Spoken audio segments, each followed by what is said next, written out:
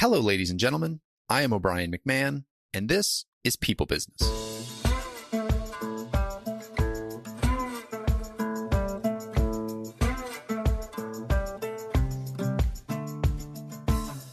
In this episode, I am joined by Achyuta Adhvaryu, or Ach.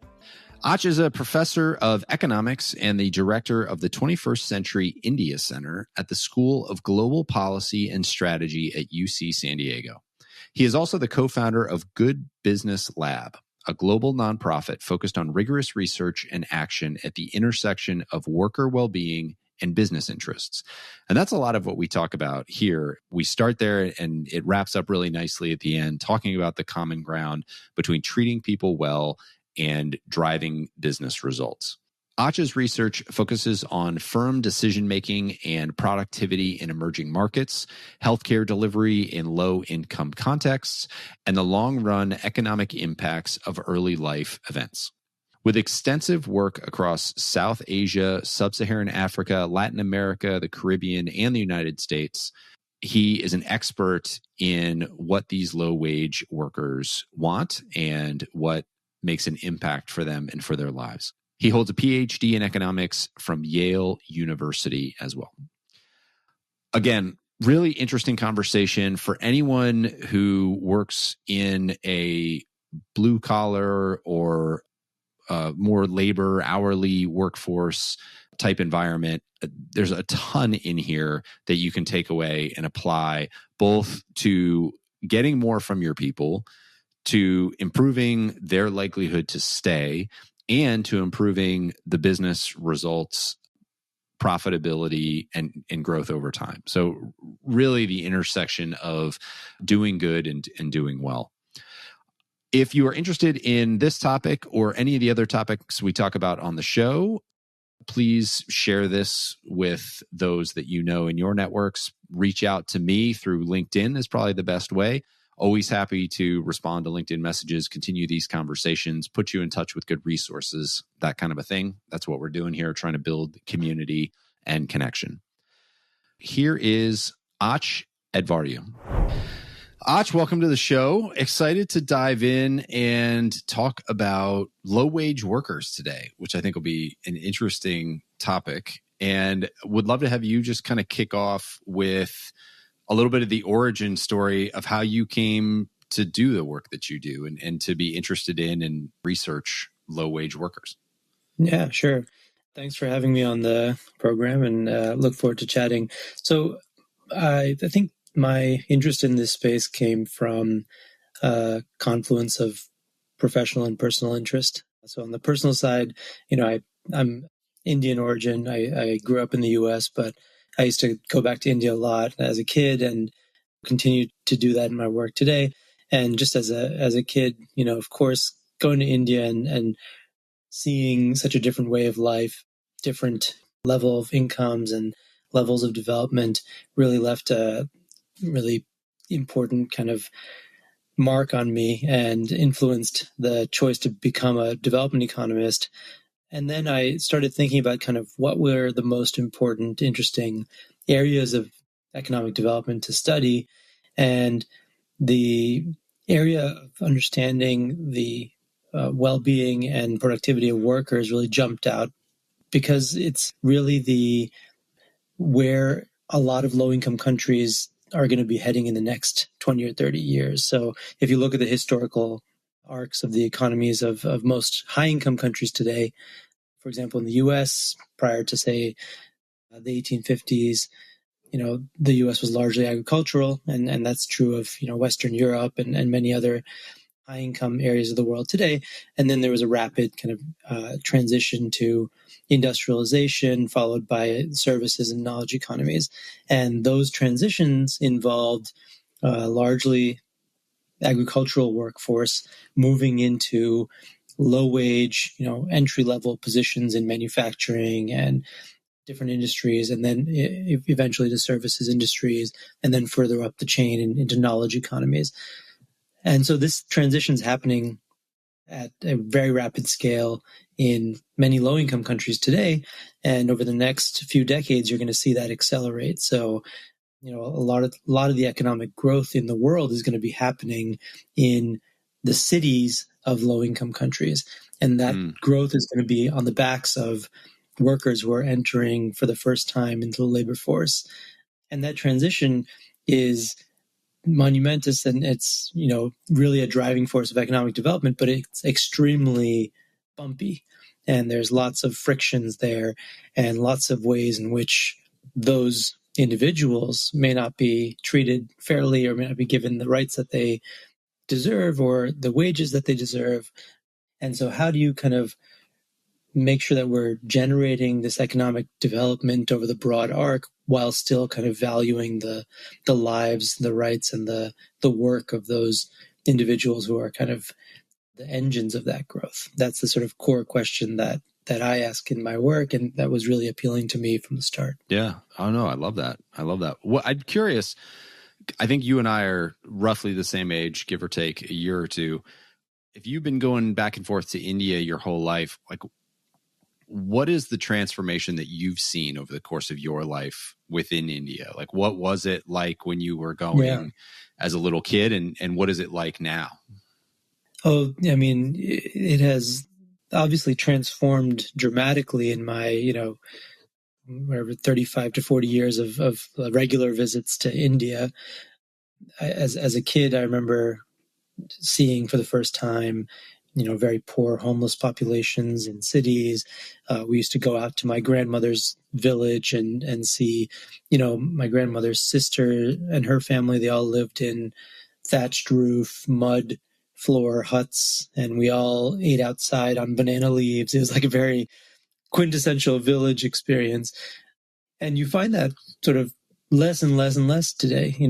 Even in the last 2 decades, and especially in the last decade, that growth has accelerated, and you see that sort of taking root in all areas of the country. The top line figure of India being, the 5th largest economy in the world. By 2030, it'll be the 3rd largest economy in the world. It, of course, belies some massive structural inequalities, and that growth is largely driven by a very small segment of the population becoming very wealthy, and still a large fraction of the population is poor and agricultural. But that level of poverty has changed dramatically over the last few decades. And I noticed that so one good example of this is I just went back to India with my family. We spent a couple months in India over the winter, and we were in these rural villages that my wife had visited in 2007, and we're coming back in 2024. And we noticed that even in that time span, there were markets that my wife had, mentioned going to when she was there in 2007 that sold, these little trinkets and goods and, sort of clothing and things like that the villagers had made. And, you could go there and shop and get local interesting items. We went back to those same markets in 2024, and the villagers weren't selling anything that was made in those villages. They were actually selling things that they had imported from the cities and sometimes from China and Indonesia and Vietnam and other places. And they were selling them to the local village population, because now that village population was actually of a high enough income level that they could actually buy clothing from the outside, goods and little things that they needed for their daily lives that were kind of imported. So just, spoke to the globalization that's occurred all around the world, but also to the idea that incomes have gone up dramatically, and we're just seeing that in the way people live and the goods they consume. Yeah, interesting. So in the conversation we had leading up to this, and in reading through some of your papers and some of the stuff that you're doing with Good Business Lab, you talk about the importance of treating workers well. Yes. Mm-hmm. What does it mean to treat workers well from your standpoint? Like, let's just set that baseline. Like, what are we talking about? Well, as a general concept, the idea that workers should be treated well is that workers deserve a fair share of the pie that's generated by the production that's done in firms, right? And too often what we see and have seen across the course of history is that, those who hold the ownership rights or the capital in Marx's terms, end up taking the large share of that pie, and the folks who are actually generating that production at the lowest levels, they're denied that. So treating workers well means paying them appropriately for the production that they're doing and services that they provide. It means valuing them as partners in the workplace. It means a certain degree of respect. It means having a voice within the firm and the agency to speak up and change things within the company. It means getting the skills that you need to succeed. And it means equitable treatment and promotion and career opportunities and remuneration for all workers, including women, including historically disadvantaged minorities, etc. So that's sort of, by and large, my framework for thinking about treating workers well. And then you might think about how we sort of quantify certain aspects of that, or what aspects kind of relate to current debates or to particular interventions we're trying out. Well, and I guess one question is like, are we trying to do that because it's just the right thing to do and we're a mature society now, and so we should care for all of our people and this feels good?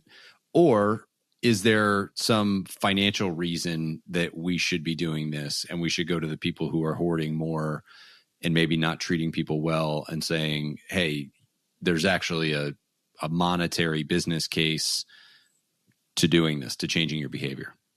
Yeah, that's a great question. I mean, I think it's both.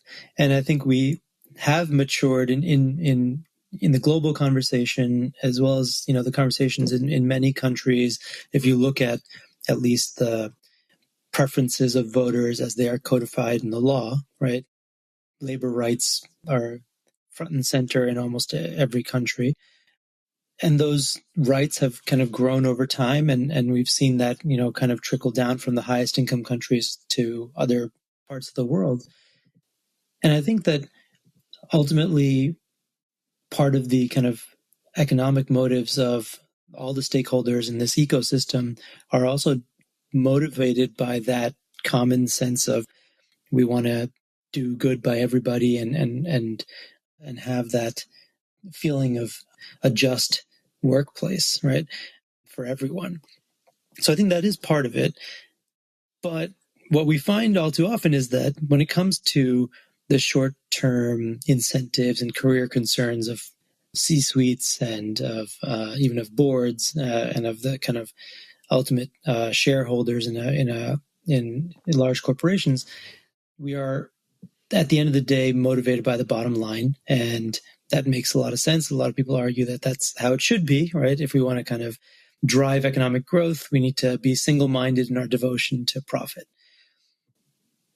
So that kind of often leads to the frictions that we see today in the strife that's playing out across the world with respect to workers and management. All the strikes and the demonstrations and labor union movements that are happening today are largely related to this idea that firms and managers are on one side and workers on the other, and we're fighting over this sort of fixed pie and how much each side should get. And the realization that I've come to in my work, and I think a lot of other stakeholders are starting to come to in this space, is that that's not necessarily the right framework. And actually, investing in workers might grow that pie to the extent that those investments generate returns. Yeah. And if we can figure out the ways that we can do that most effectively, and then publicize those and make those accessible and make those a sort of operation business as usual, then we might actually be able to benefit the well-being of workers and treat workers better, as well as kind of feed into the pure profit motives of firms, as they often have to be motivated. Well, and it reminds me of finite and infinite games. Simon Sinek has the book out, The Infinite Game, that was actually based on I can't remember the gentleman's name, but there was a philosophy book written called Finite and Infinite Games, and it talked about the rule, the difference between the two. And you see people all the time making decisions in a finite world, short-term incentives, win-lose, zero-sum, right. when the reality is that those institutions should be playing long-term games. We're playing a game. C-suite public company executive might be playing a quarter-to-quarter game. So their game, they're playing this finite game. But the goal of any business is to stay in business and grow your business ad nauseum, never ending. And so it's which game are you playing, I think, is often a good question to be asking ourselves. Absolutely, yeah. And I think at very basic levels, you already see some of these links are very much etched into people's minds. So when we think about skilling, I think nobody would argue that skills are a wasted investment into workers, right? We invest in skills for the express purpose of improving the productivity of our workforce.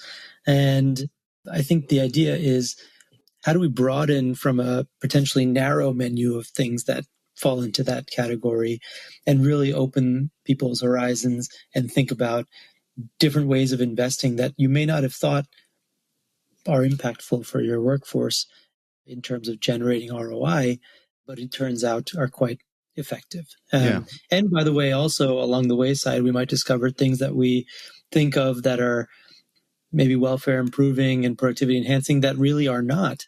And the evidence might show that we should abandon certain strategies, and that's okay too. Yeah. And so the idea is, can we really just provide the evidence, and the numbers are not going to lie? Let's start there. I usually start with what works, and then we go to what doesn't work. Let's start with what doesn't work. Was there anything that's come up in your research that surprises you, that you were like, I would have thought that was a good investment, but it turns out that doesn't have the ROI that we thought it did? Yeah, so there's one category of things that I think we have seen again and again through our work leads to very sort of counterintuitive conclusions. So, let me just describe one of the studies that we undertook. So we were interested in improving the conditions of the dormitories migrant workers stayed in Bangalore, in a large city in India. And, this is a very common way in which rural, formerly agricultural workers will come to the city, be matched with a firm, and stay in the firm's own kind of hostels or dormitories, and then work there. We've all, I'm sure, heard sort of horror stories about how those dorms can be crowded, they can be unsanitary, they can be prone to kind of abuse or other problems, and that might make workers' lives very difficult. And ultimately, that's bad for workers, bad for their mental health, bad for their physical health, and also for their career prospects, but potentially also bad for the firm, because if these workers leave in droves as a result of these poor living conditions, then workers are not going to build the skills that they need and the experience that they need, and they're not going to be productive. And the firm's going to have to continually invest in recruiting more and more workers as well. So we worked with a local NGO that specialized in changing these living conditions for the better, basically substituting the management of the firm in these hostels for the management of this NGO, which came with better living conditions, etc. And they did things on a variety of different dimensions. They reduced the crowding in each room. They cleaned up things to a better degree. They had social activities. They instituted more flexible movement for the workers and more flexible curfews, and a variety of other things, differences in food, etc. What we found was that when we did this, despite we had these blinded evaluations of the dormitories after they got converted to the new management, and those blinded evaluations from third parties found that indeed a lot of these boxes were checked, living conditions were better on a bunch of dimensions. And yet, workers, when we asked them about their mental health and job satisfaction, life satisfaction, etc., all those measures were negative. So you got better living conditions and you suddenly became unhappier and less satisfied with your condition, with your job, with your wages, with everything. So why is that?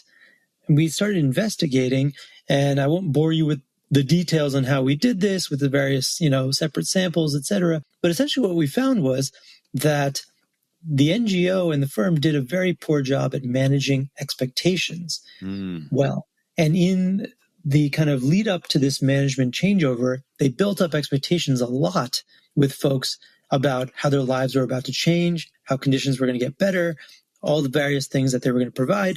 And they did provide a bunch of them, but not up to that expectation that they set. Yeah, not revolutionary change. Exactly. Yeah. And that anchoring is so strong that when you don't meet those expectations, people are unhappy. And so despite getting better conditions, people left to a larger degree. They were absent to a larger degree.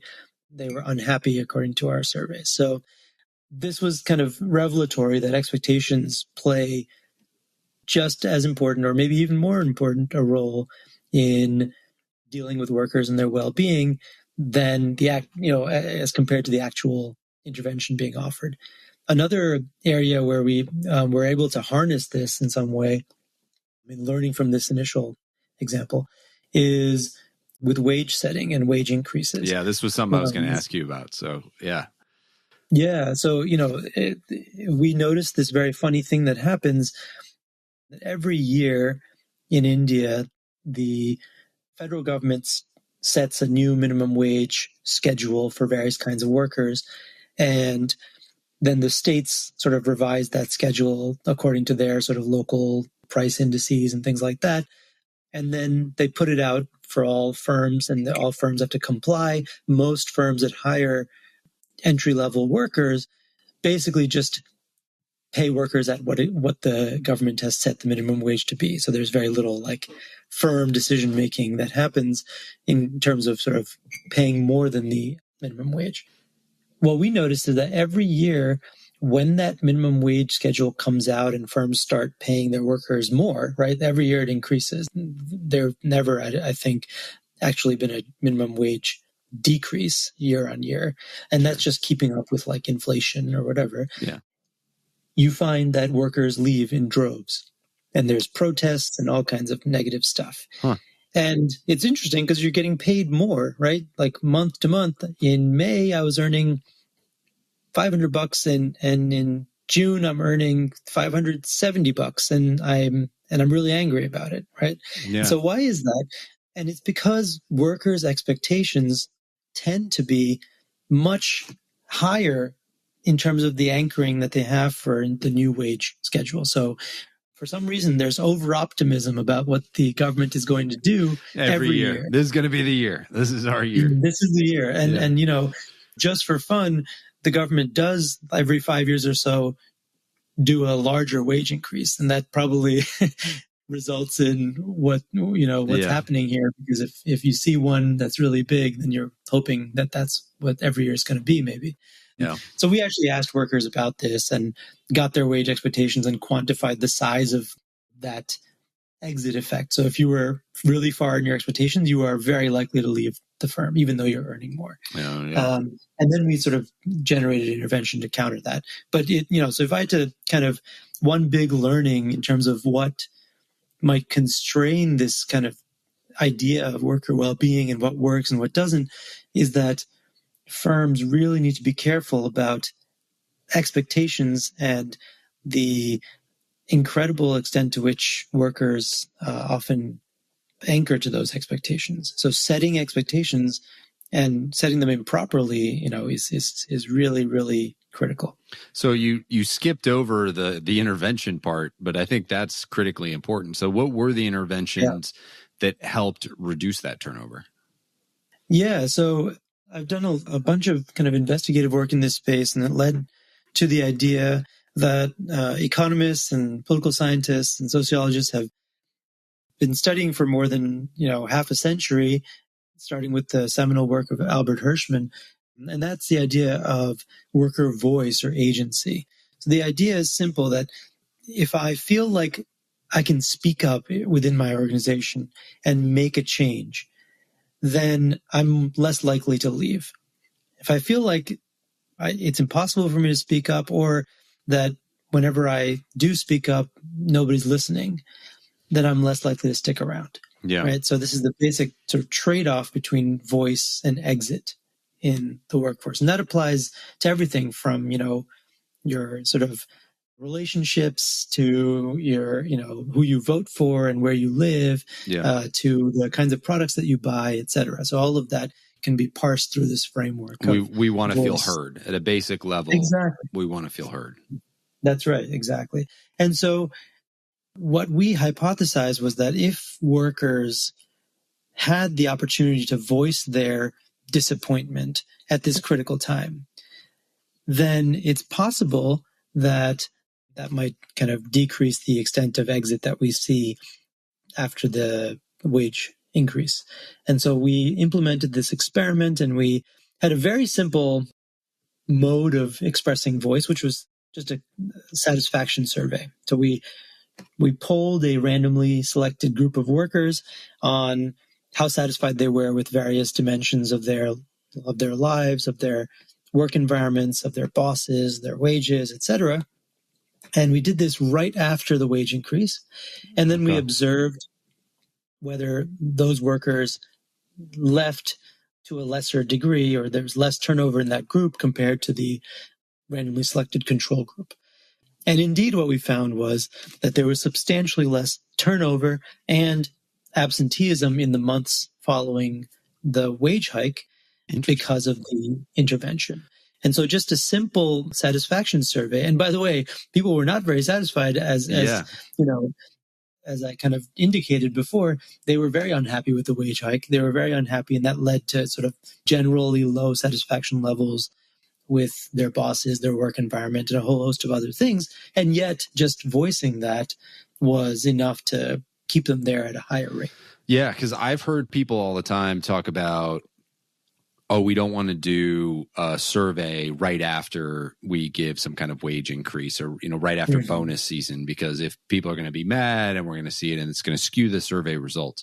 But what I hear you saying is it's not so much about the survey results. It's just about asking for their feedback in the first place. Yes. And it's that mechanism that actually can help you prevent turnover. So my follow-up question is, what then do you do with those survey results? Because if you survey people too much and nothing happens, then that would, I would think, build even more resentment, right? Where it's like, absolutely, yeah, you're asking me this, you're pretending to care. I'd rather you just didn't care and we're honest about it. Right. So exactly. So I imagine, is there some blend of the two? Like, hey, doing it after a low wage increase can help you stave off turnover, but at the same time, we know these are going to be depressed, so we don't have to overreact, but we still have to do something in here. Like, yes, what are you seeing with those dynamics? Yeah, so that's a great question. Just to go back to this concept of voice, as it was originally conceptualized, it was instrumental in the sense that you need to be able to say something and then have that something register with your counterparty, and then some change be made as a result, right? So I'm trying to bring up, like, my wife, she's like always saying, "Oh, you leave your socks around," and I'm like, "Yes, I've heard you," but then I continue to not pick up my socks, and that's almost worse than saying that I heard you. So I think that in some sense, you have to have that counterparty kind of do something about what's being said. So in addition to kind of engagement surveys or satisfaction surveys, then there needs to be a component of this that is grievance redressal, or some sort of response. And so actually that exact question then motivated subsequent work that we did in this space. So we ran another experiment in which we had a technology platform, and we worked with an outside provider that enabled two-way anonymous communication between workers and management. And so this was basically a way to say, hey, you might not have something to report all the time. But if there is this kind of need, then I want to know that I can go to a system or some way, channel of expressing a grievance or expressing a suggestion or anything, and have that communication be heard and responded to. And so we actually evaluated what happened to workers when we made that service available within the firm. And what we found was that actually just having that availability or access to that service had the same impacts on turnover and absenteeism as asking every single worker how they were doing. Oh, interesting. So that sort of element of there's an option value here that I can use this grievance redressal or suggestion mechanism if I need to, was enough to generate turnover effects on average. But what I will say is that those impacts only lasted a short period of time. So within a year, most of that effect had actually faded. And when we went back to ask workers why that was, one worker told us something interesting. They said, I actually didn't have a big grievance. I wanted more soap in the women's bathroom. And I reported this a couple times using your software, and nobody got back to me, and there's still no soap in the bathroom. So I don't know whether anyone's listening or if this thing works or not, but then I just stopped using it. Yeah. There you go. So if nobody's listening on the other end, then ultimately you're either going to get no impact or even a negative impact. Yeah. With that in mind, we actually designed a third experiment where we created our own service for grievance redressal and communication. But in that experiment, we had a group of factories where the factories only got the grievance redressal mechanism and dashboard and stuff. And it sort of, you had this availability, you could access it just like the previous trial, and HR would respond to you if they got to it, or maybe not, who knows. In the second group of factories, they got the same channel or the same communication software, but they also got incentives from the HR department to actually effectively and in an appropriate time resolve the matters that are brought up, right? So essentially, those HR individuals, we acknowledge that they're also workers and they're also agents here. And if we want to generate kind of long-lasting changes in workers' well-being and their voices, we needed to make sure that the receiving end is also taken care of. And those individuals who are actually interfacing with workers have the incentives to respond appropriately and actually kind of generate some change. Yeah. And when we did that, we found that in that group, we saw the largest impacts on things like turnover and absenteeism. And we also see an impact on productivity, which is pretty fascinating because productivity in manufacturing is the sort of end-all be-all for the bottom line, right? So if you move productivity by 1 point, everybody's listening. Everybody wants that intervention. Yeah. And so that was really interesting to me that, really it takes not only the channel being there, but also somebody to listen and effectively change things on the other end to really get the return on investment that firms are looking for. Yeah. Well, that right there is the business case that we were talking about earlier, right? Around why should companies do this? It's like, look, if you listen to people and then you respond to what they're saying, you are going to decrease turnover. You're going to increase productivity, profitability. Like all you have to do is ask and respond. It's like the most basic human element ever. I mean, so much of life's problems come down to poor communication, right? Everybody wants to be heard. Everybody wants to know that they're listened to and taken seriously and respected. And so I mean, if that right there isn't the case for, hey, let's bring a little humanity back into the workplace, I don't know what is. I totally agree with that. And I think that's how a lot of workers feel as well when they, when we talk to them after the intervention.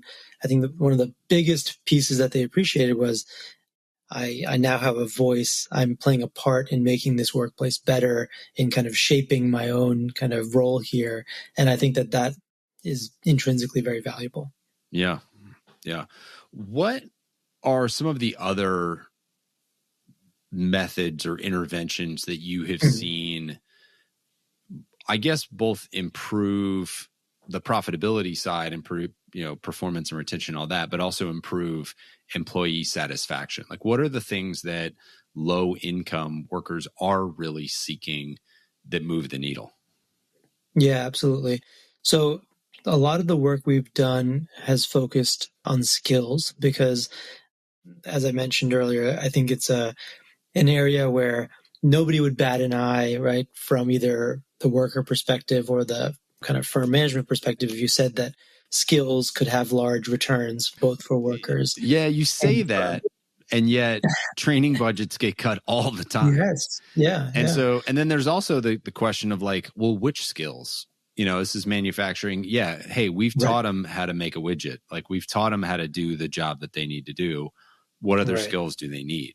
So exactly. Yeah. Like, I know I read some of your research on soft skill development being very important for low wage workers. Why is that so important? What's the case for building soft skills? And then also, how do you think about where employers should target this type of skilling? Is it go hard first, then soft? Is it you got to do both at the same time? Like, what frame of reference should we have for that? Yeah, sure. So that's a great question. And I think you're right. Despite the kind of obvious, nature of the statement, it's also true that in lean economic times, training budgets are indeed sometimes the first to go. And I think especially when you're talking about things like soft skills, because there's predominantly this idea that there's certain technical skills you might need for the job. We're not going to skimp on those. We need those to get production done. Otherwise, we'll see if there's money left, that kind of thing. I think that that's further underscored by, a lot of these collective bargaining disputes you've seen, big auto or with a variety of different industries in the U.S., quick service restaurants, et cetera.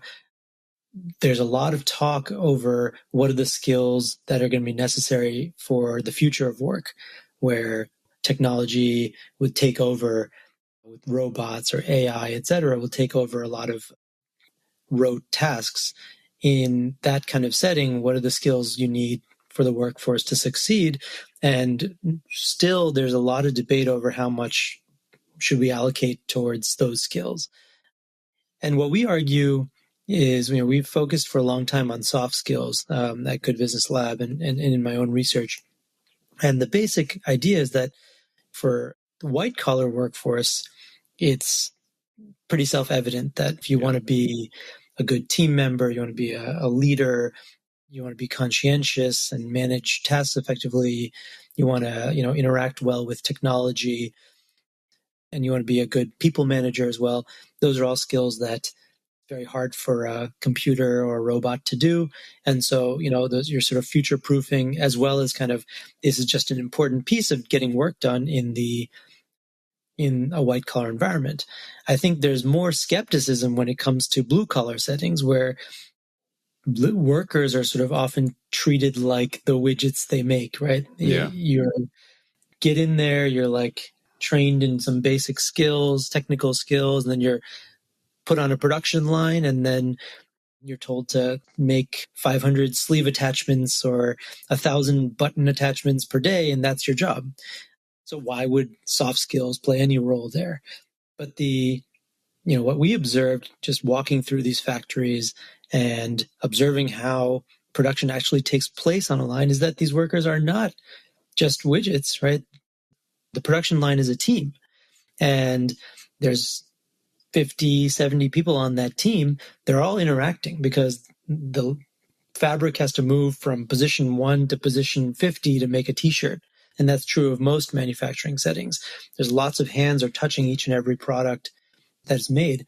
And so when my machine breaks down, or I have a needle problem, or I need to take a bathroom break, or I'm feeling tired or sick that day, being able to communicate that, being able to manage that effectively with my team members, being able to lend a hand when somebody else is feeling that way, being able to communicate with my higher ups, my boss, about certain things, about problems or suggestions. All of those things are skills that are incredibly important for the production line, and something that these workers use every day.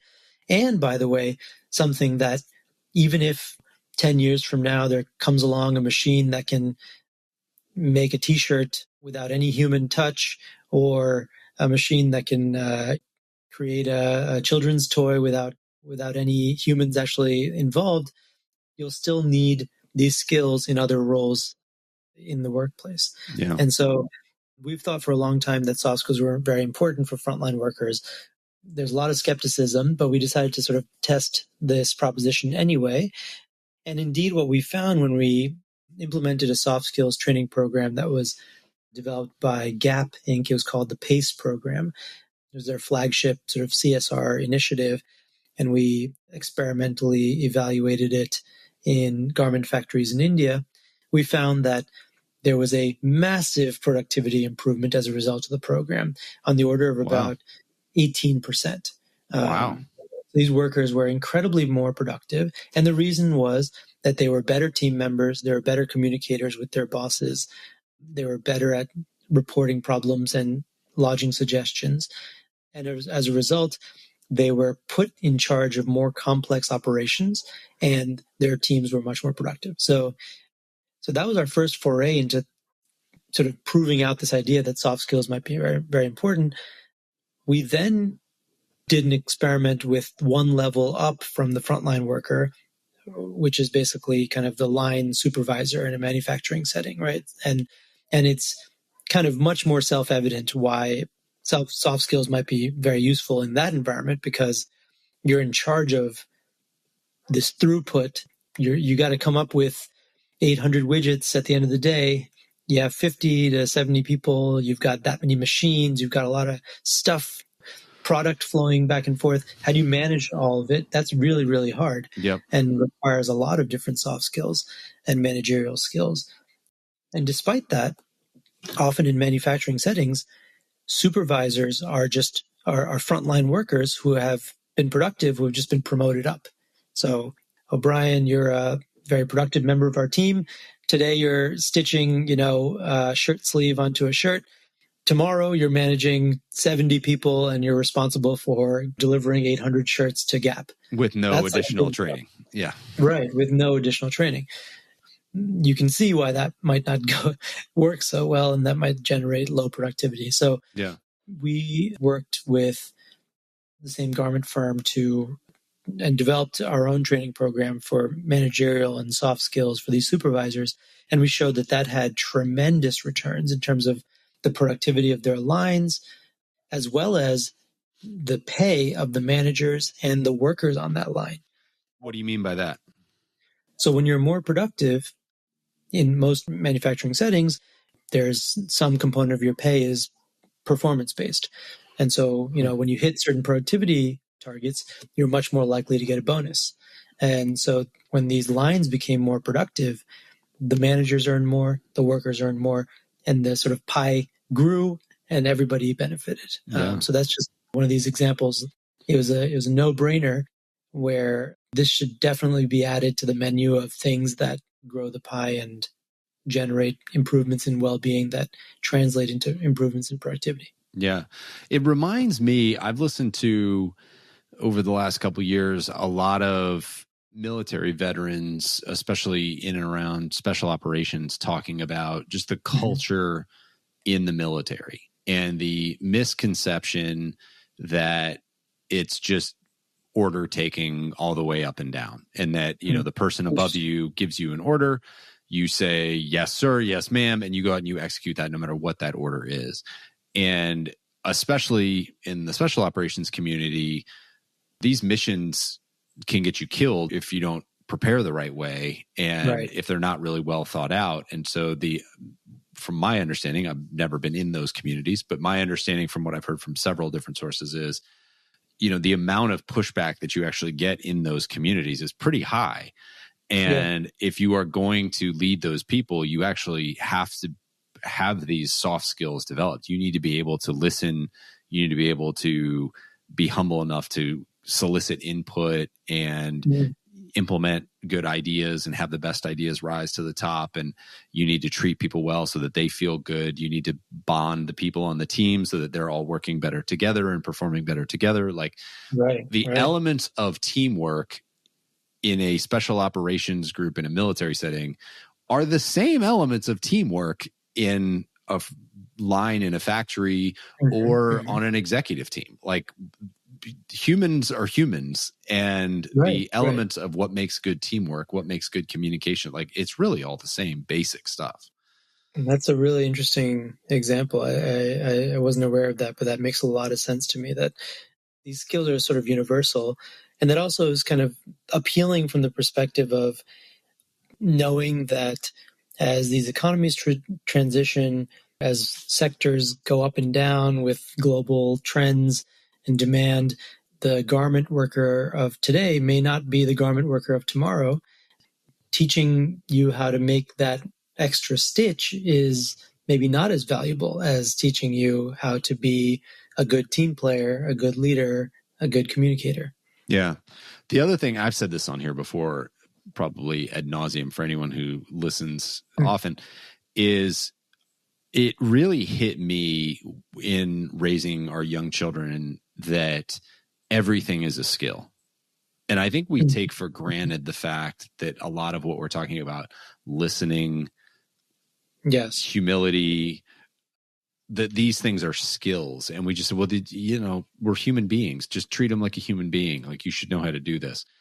And we did sleep training with our two boys, and we put a plan in place, and we basically, through behavior patterning and conditioning, taught them how to sleep. We got them on a schedule. We slowly adjusted that schedule, and they wound up being able to sleep through the night. And I just thought, man, if you can teach a human being how to do the most fundamental thing that human beings do, sleep and recover, like, it's all a skill. And absolutely. And I think if we think of all behavior as skills, I think it would at least shift my mindset in terms of the type of training and engagement and conversations we need to be having with the people on our teams. Yes. And I think that's especially true and kind of speaks to the idea that you might actually get the largest bang for your buck intervening and providing access to these skills for low-income populations, because, like, as you said, we learn these skills from the very earliest ages. And the reason that higher income individuals have these skills in higher proportions is because they went to good kindergartens and they went to good preschools where somebody was very kindly telling them, okay, you have to wait your turn, or, please raise your hand, or please be respectful. Let's work together as a team to finish this project. And you just started to make these connections in your brain when you were 2, 3, 4 years old, and those stayed with you. And I think that's been established by a lot of kind of child development and psychology research. If you look at the low-income workforces of today in the US and around the world, those levels of soft skills are very low. We measure those as well, and in our context, and we find very low levels, these standardized measurements of soft skill. The white collar worker would be at 100, and these workers that we are intervening on are at like 30 or 25. Yeah. So there's a lot of room for improvement. And so it turns out that for those individuals, a lot of, these lessons are really, really eye-opening and life-changing, right? They've never thought about soft skills in this way before. And that generates the productivity improvements we see. And sort of makes sense to me that these simple lessons would be so dramatically productivity enhancing. Yeah. A little goes a long way with somebody who's earlier in their development, for sure. Want to talk about female workers. And I know that you've done some work. You mentioned earlier specifically targeting interventions for female workers. What have you seen beyond what we've talked about? Is there anything unique to female workers and how to support them in the workplace and sort of lift them up as a group? Yeah. So, I think there is a lot that still needs to be done in this space. If you look in the US, the female labor force participation rate has actually been stagnant or declining in the last decade or so. And it's a cause for worry, not only for women's economic empowerment, but also for the general economy, because we can't have, only half of the female workforce earning outside the home and expect to have a leading economy when you've sort of left so much sort of economic contribution out of the labor force. And that's even more true in places like India, where the labor force participation rate for women is hovering around 25%. So only 1 in 4 women works outside the home. And this is despite the consistent economic growth that India has had over the last few decades. So part of our research is on sort of why is this and what are the major barriers to women entering the labor force? And then beyond that, are there kind of structural and other barriers that prevent women from being treated in the same way as men within workforces and in the career progression prospects that women experience? So just to give you one stark example, we talk about this all the time in the US context, but in some of these industries in India, it's so stark, the numbers. So in manufacturing, if you look at garments, where I've worked a lot in India, about 75% of the frontline labor force is women. So it's actually a huge first place for women to come get their first jobs out of agriculture, et cetera. It's a great transition point. So in that sense, it's great. But if you look at one level up, so the supervisors of those women, about 80% of them are men. So yeah, the ratio just flips. Something there doesn't make sense. Yeah. Something doesn't make sense there. So, if you're a young woman who is just entering her first job and you're looking up at this hierarchy, there's no prospect for you basically to advance because almost all the supervisors you meet are men. And so that has to leave a mark and contributes to the participation of young women and rates at which they stay in formal employment. Yeah. So we work in a variety of different ways to both include more women in the labor force and, change the way that women are recruited and the economic opportunities that women who are not in the labor force currently can have, as well as within large organizations, how do we help advance women who would be good candidates for promotion and make sure they're remunerated well, et cetera. So one aspect of this that we've done in a bunch of our work relates to flexible economic opportunities for women. In many countries around the world, there's a really interesting New York Times survey across the world that was written up a couple of years ago that quantified the amount of work that men versus women do in couples around the world in various countries.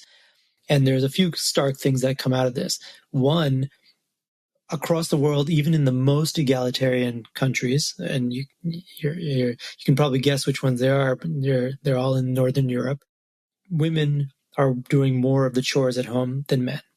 But that's like sort of 55-45, something like that. In the US, forgetting the exact numbers, but it's even more skewed than that. Yeah.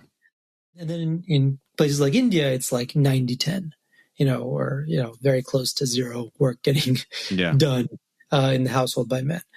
And so that being the historical norm, women have a lot to do in terms of contributing to the household. A lot of these women, they're doing all the laundry, all the cooking, all the cleaning, all the child care, all the elderly care in the household.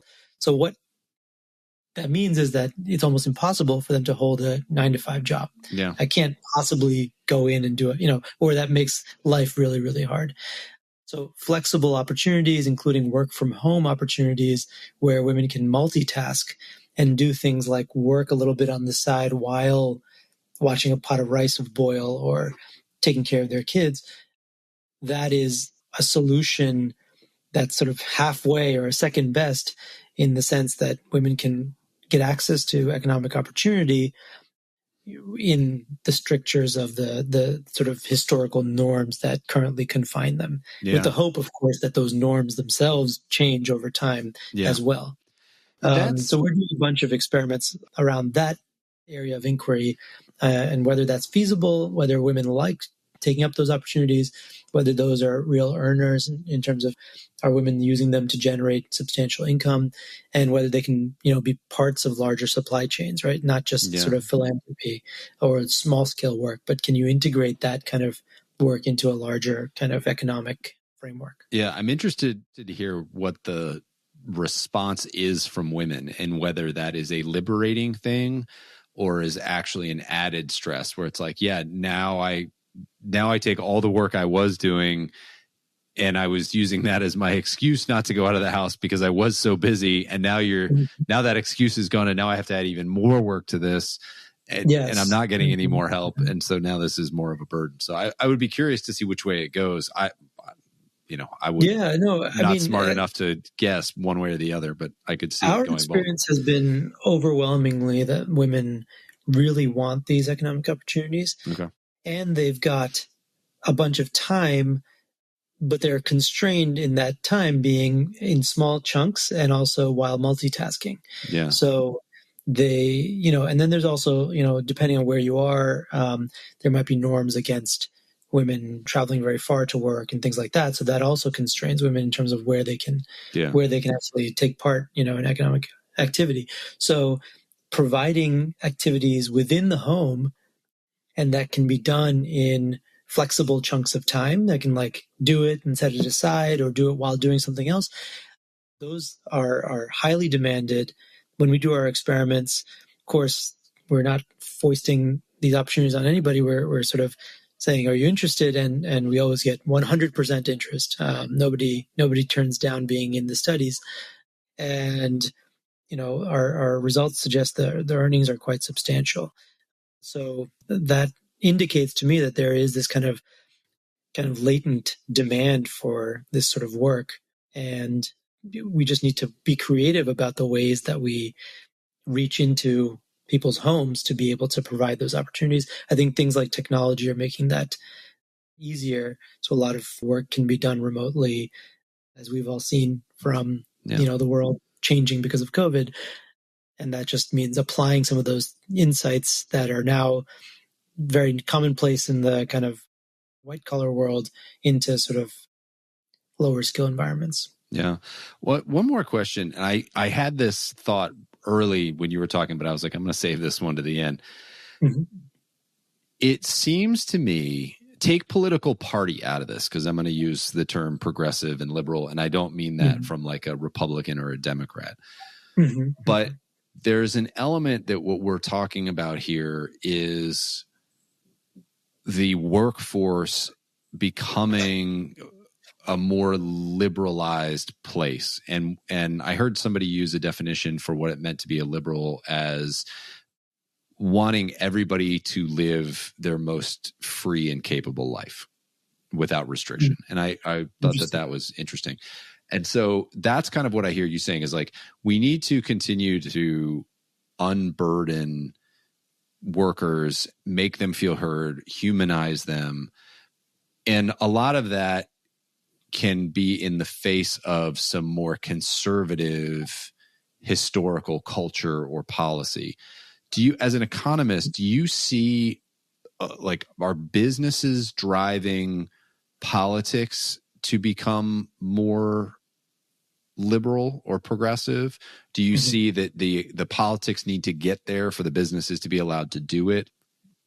Is it the chicken or the egg? Like, which one needs to be influenced, or do we need to influence both? Because it seems like, again, not going to like Republican values or Democrat values or any of that, but like this idea of like progressing to a more human workforce would also have like socio-political implications as well.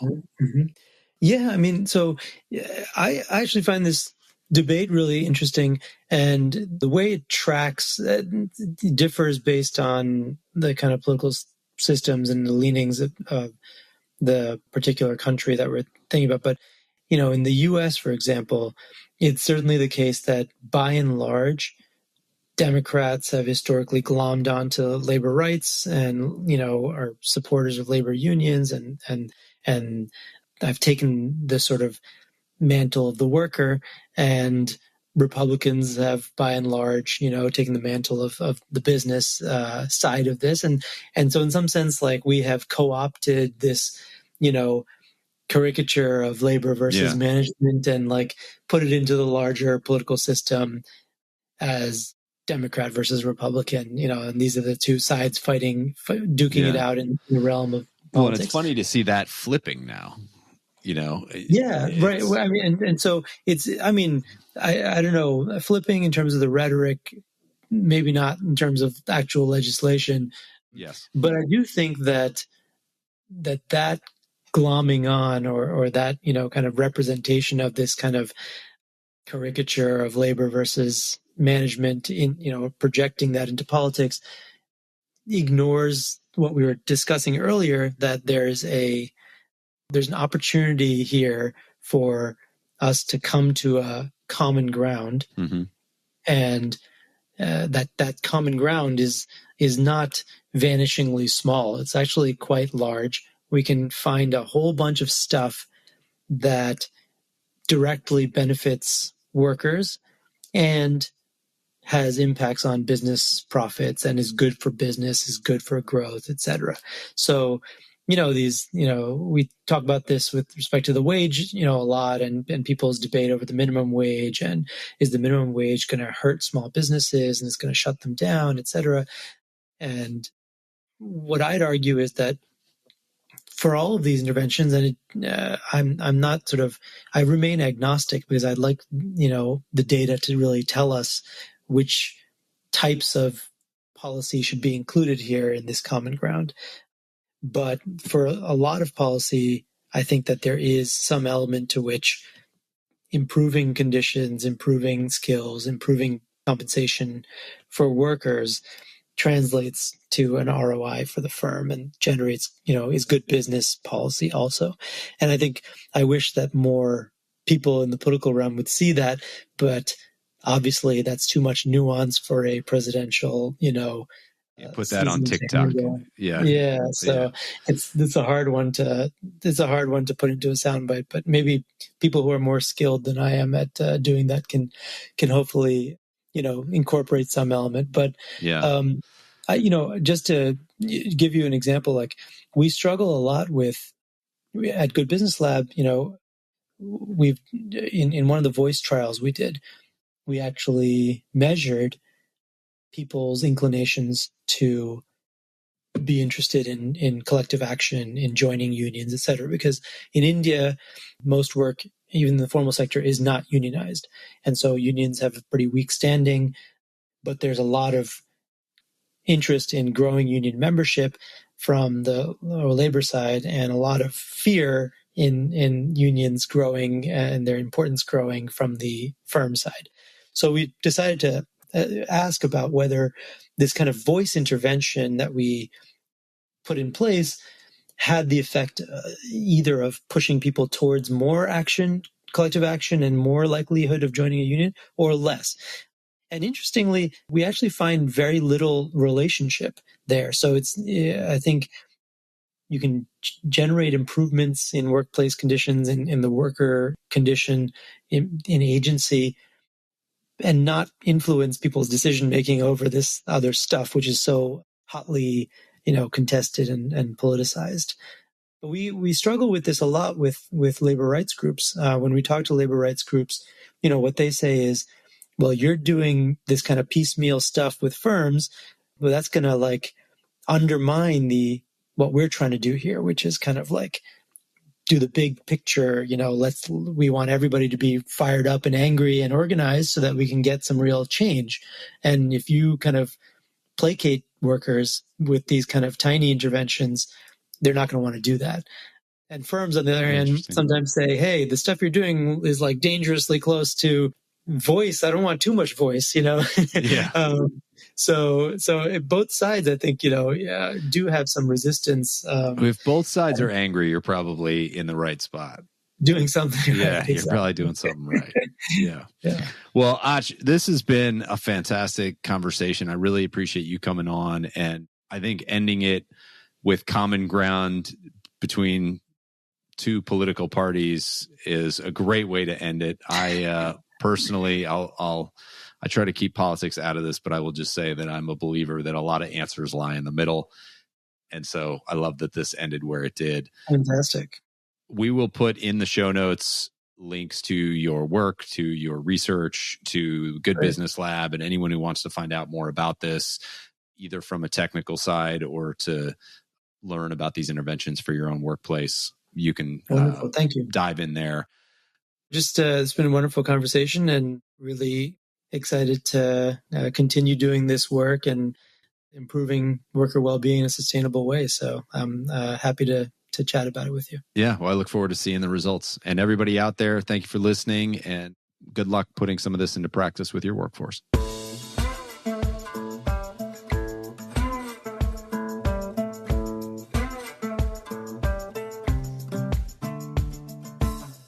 Hey folks, one last thing before you go. If you enjoyed the episode, make sure to hit subscribe so you can stay up to date with future guests. That's it. Thanks for coming. Go make the most of your business and the people in it.